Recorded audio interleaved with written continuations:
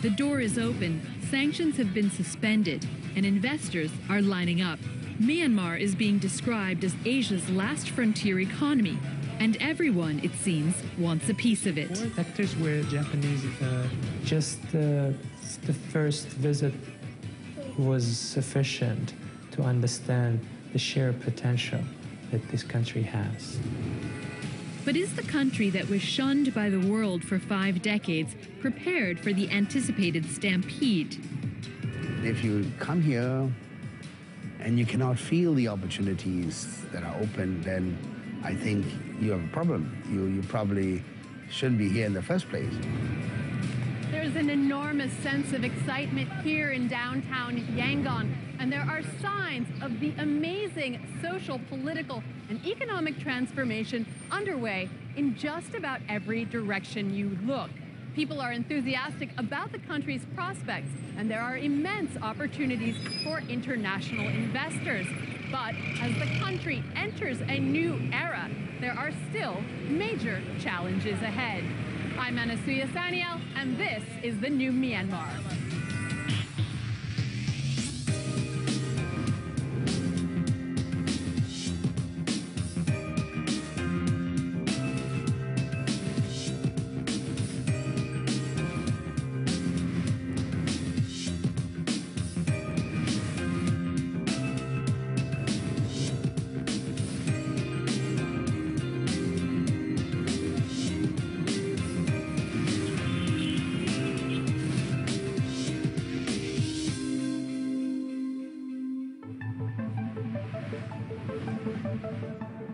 Myanmar has been thrust into the international limelight and has come a long way in an astonishingly short period of time since the US and EU suspended trading sanctions in 2012. New foreign direct investment laws have eased the nerves of companies wanting to break into this market of 60 million consumers. The laws allow international companies to fully own a business, providing it's not classified as being in a restricted sector, such as agriculture, oil and gas, telecommunications, and banking. In those sectors, they can form joint ventures with local partners. But as the country rolls out the welcome mat and implements its ongoing reforms, it faces enormous challenges in getting its house in order. Challenges that are becoming more obvious on a to-do list that seems to grow by the day. Tourist numbers have soared by 30% in the past year, topping the 1 million mark for the first time as people flock to this latest must-see destination. But increasingly, they're finding there's no room at the inn. An acute hotel room shortage has pushed rates up by as much as 400%. Some 3-star hotels are charging over $300 a night, and rooms are fully booked months in advance. Once sleepy Yangon has been jolted awake by the sound of jackhammers, drills, and cranes.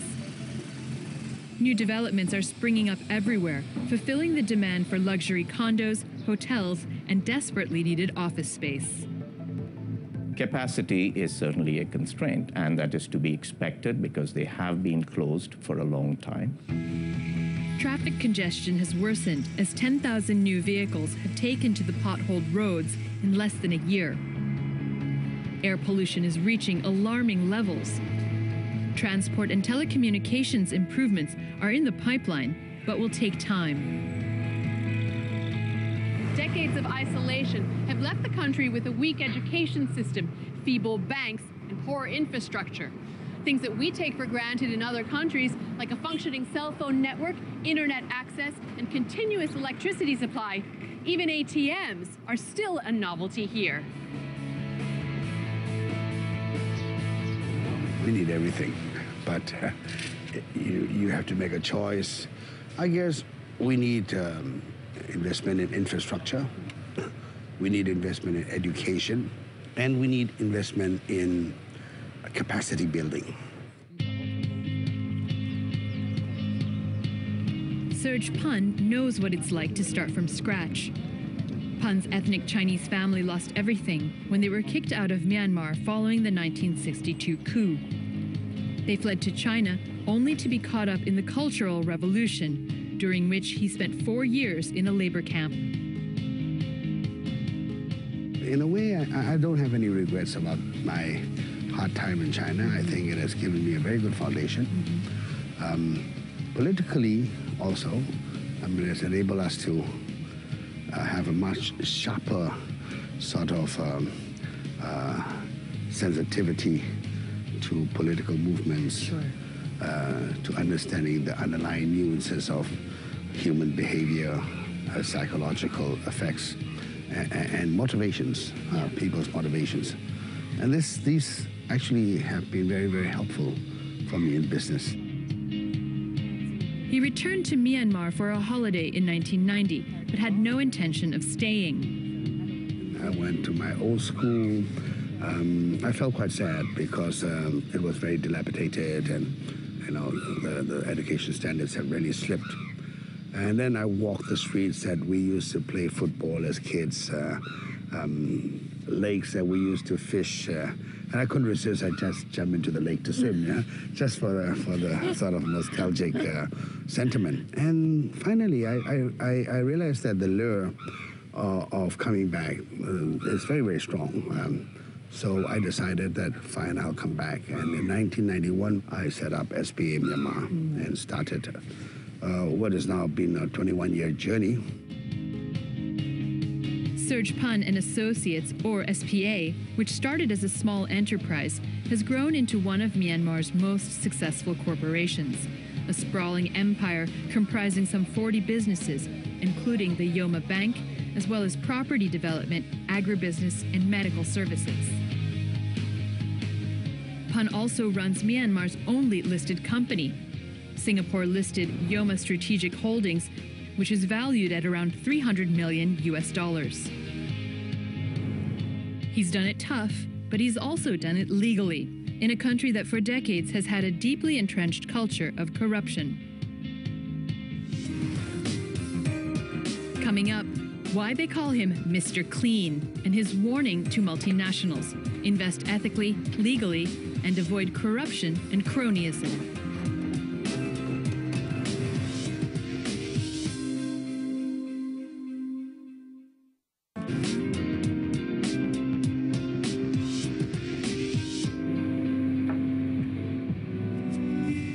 In the race to develop Yangon, many colonial-era buildings are being torn down despite frantic efforts to save them.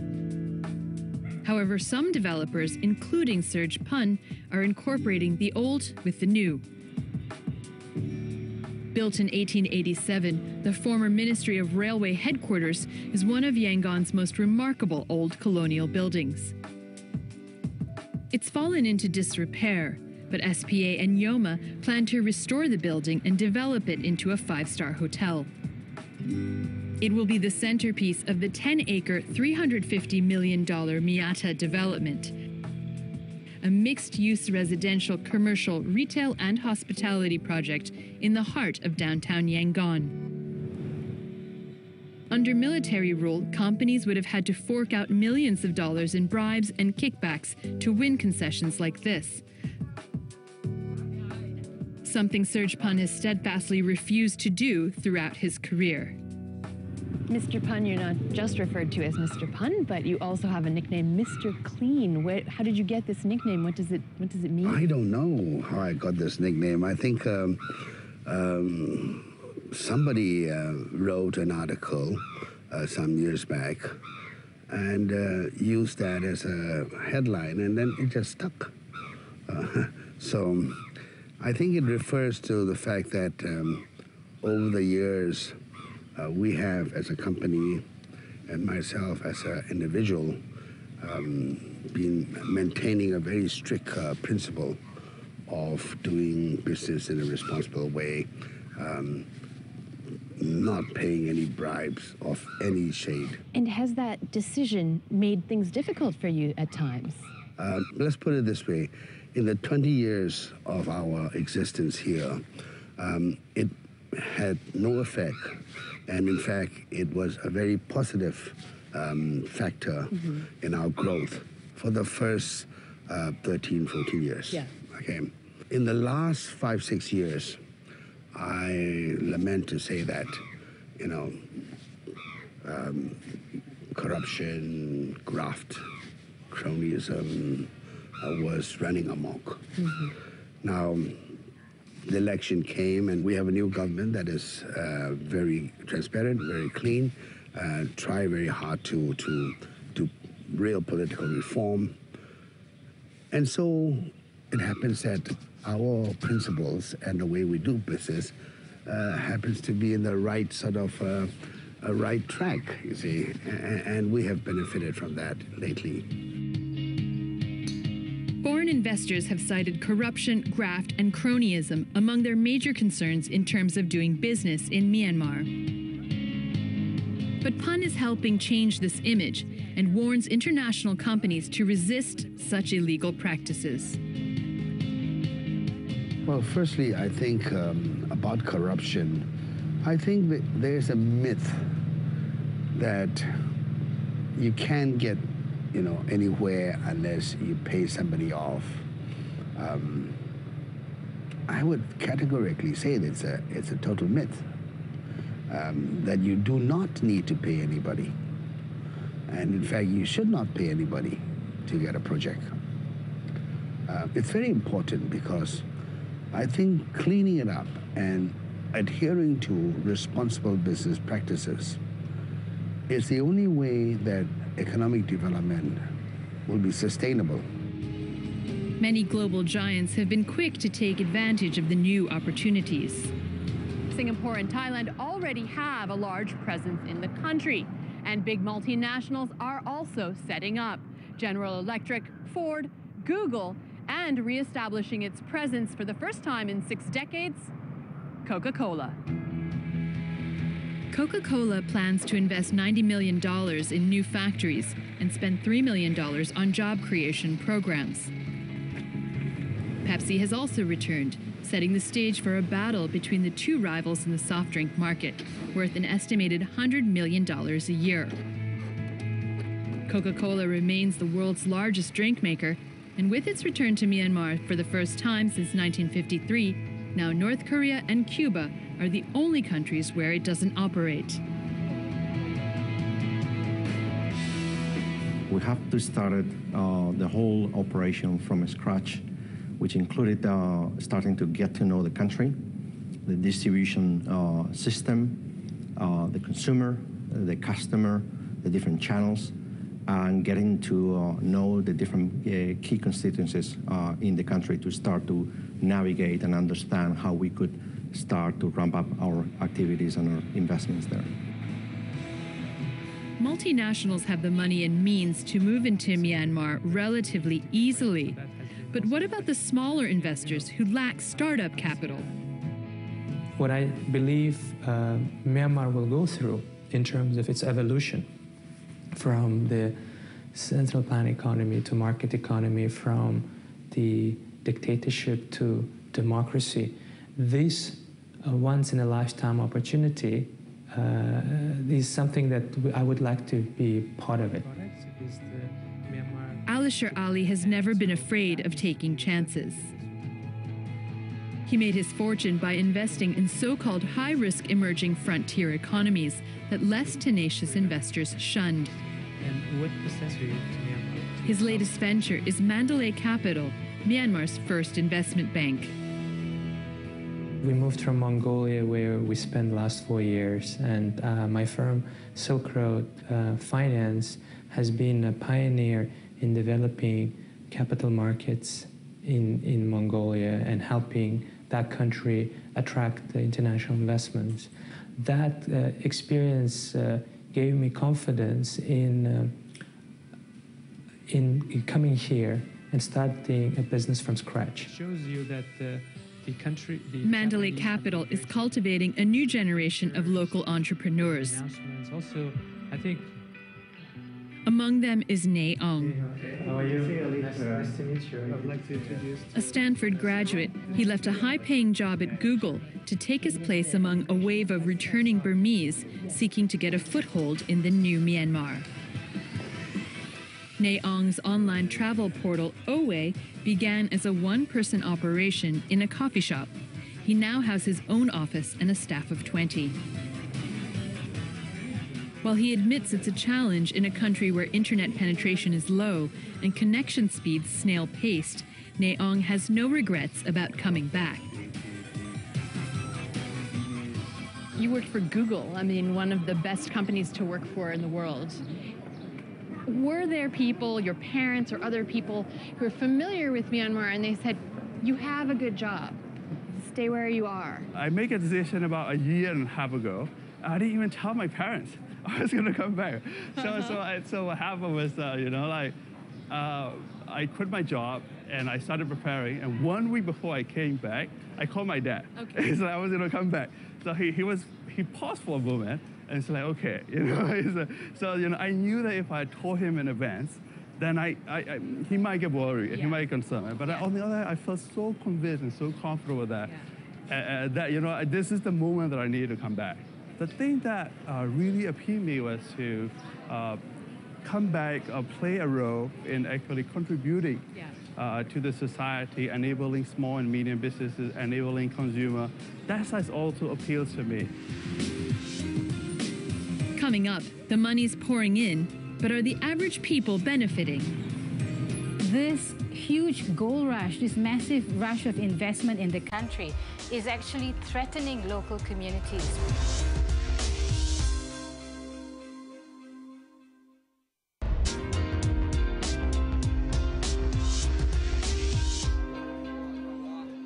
At Myanmar's most sacred temple, Shwedagon Pagoda, monks and ordinary citizens make offerings at the Great Hall of Prosperity, praying for peace and harmony and that their country will thrive. And thrive it might, given newfound freedoms and the flood of investors. Myanmar certainly has a lot to offer. Well, the thing is their location is a huge advantage for them. They are sandwiched between huge economies. They have an opportunity, like I mentioned, they have rich natural resources. They have the gas sector. They have hydro. They have a very young population. So certainly the prospects are very, very encouraging. But entrenched corruption and cronyism has sparked growing concern among civil society groups that average Burmese will not benefit from these investments.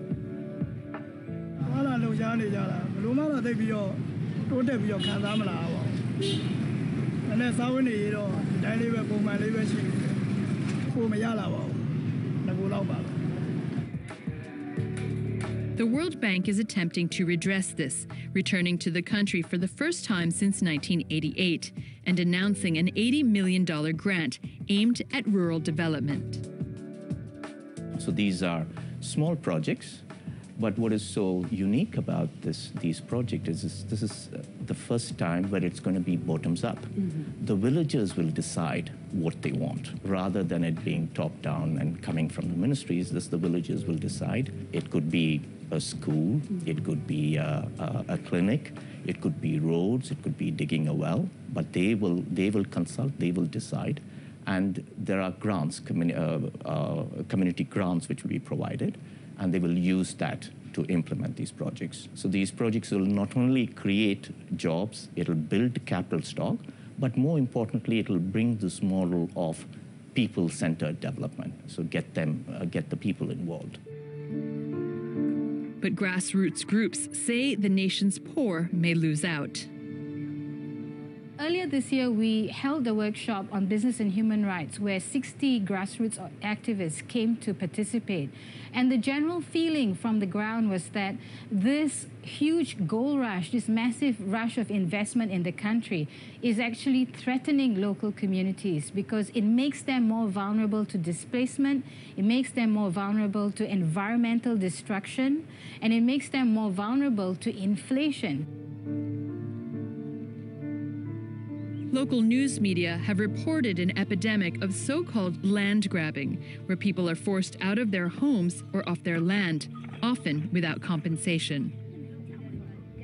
In Burma, which is not an English-speaking country, the two most popular or well-known English words are crony and land grabbing.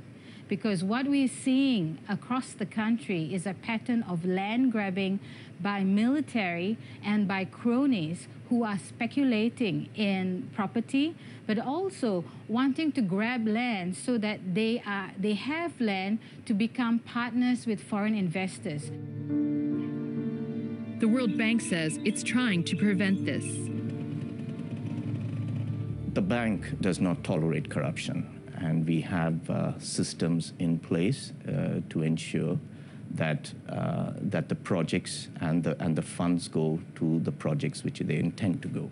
And there's the different layers of supervision and audits. Myanmar also has a huge skills shortage. During the decades of military rule, schools and universities were often closed down. Myanmar, being isolated for 50 years, have seen its educational system deteriorating significantly. The modern economy requires professionals with a certain skill set that just doesn't exist here. No one expected it to be easy. Rebuilding will take years, despite international goodwill and the recent influx of global investors and returning residents eager to help. But no one expected the initial reforms to be so dramatic. I think it was dramatic. It was dramatic in the sense that 2 points here. Firstly, we are probably the only country in the last 30 years, or at least one of the very, very few countries in the last 30 years, that have instigated and carried out political reform before any economic reforms are being implemented. And then you talk about our investment law, the way the investment law was promulgated, the debates that went on, the way the parliament has been functioning. I feel that there's truly democracy at work, although we have to admit that democracy is a very new thing in Myanmar. And anybody who is 50 years old actually has never seen democracy, never tasted democracy, never even could imagine what it looks like. And if the country's most respected businessman believes it will succeed, things may indeed be looking promising for the new Myanmar.